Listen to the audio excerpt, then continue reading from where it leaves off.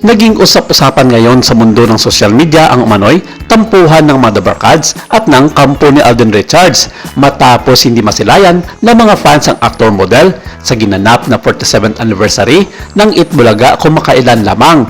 Yes, maging si Rochelle Pangilinan ay wala din sa naturang makasaysayang event ng Itbulaga. Pero ito ay given na dahil hindi siya pinayagan ng kanyang management sa GMA7 dahil sa kanyang commitment sa isa sa mga proyekto ng nasabing TV station kung saan isa siya sa mga cast nito.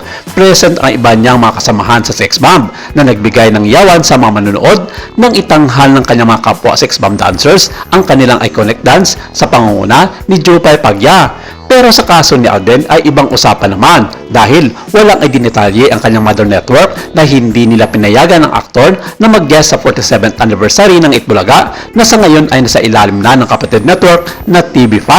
At kung inyong napanood, labis ang saya ng mga Dabarkads matapos makita ang pagbabalik ni Yaya Dab kasama ang tatlong mga lola na sina Lola ni Dora, Lola Tidora at Lola Tinodora para sa nasabing selebrasyon ng longest non-time program na Itbulaga.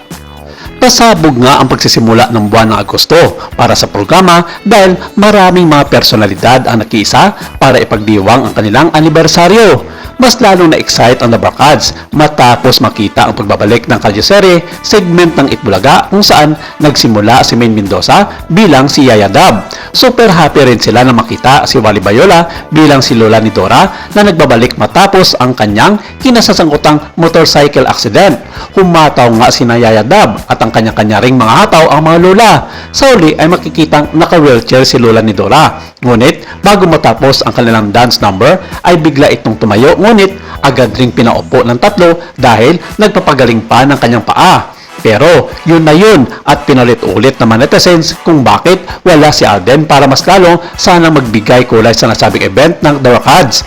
Ito ang kinumpirma ng batikang showbiz manager at vlogger na si Uji Diaz na naging isa sa kanyang side topic sa August 3 edition ng kanyang show sa YouTube na Uji Diaz Showbiz Update kung saan sinabi nito na hindi nga invited si Alden sa 47th anniversary ng Itbulaga. Sinabi ng kampo ni Uji Diaz na nagkaroon ng conflict of interest para kay Alden ang TV5 sa pagitan nito ng GMA7. Kaya malabong makatalo sa aktor model sa isa sa mga magsasayang ganap ng Itbulaga na wala ring payag tungkol dito. Pero taliwas ito sa sinabi ng ilang mga netizens na pinayagan naman si Alden na mag-guest sa Itbulaga dahil karapatan na naman ito bilang naging bahagi ng longest running non-time show bilang isang Dabarkads. Sa ngayon, wala pa naging tugon ang kampo ng Itbulaga at ng TV5 tungkol sa naging payag na ito ni Uji Diaz kay Alden Richards.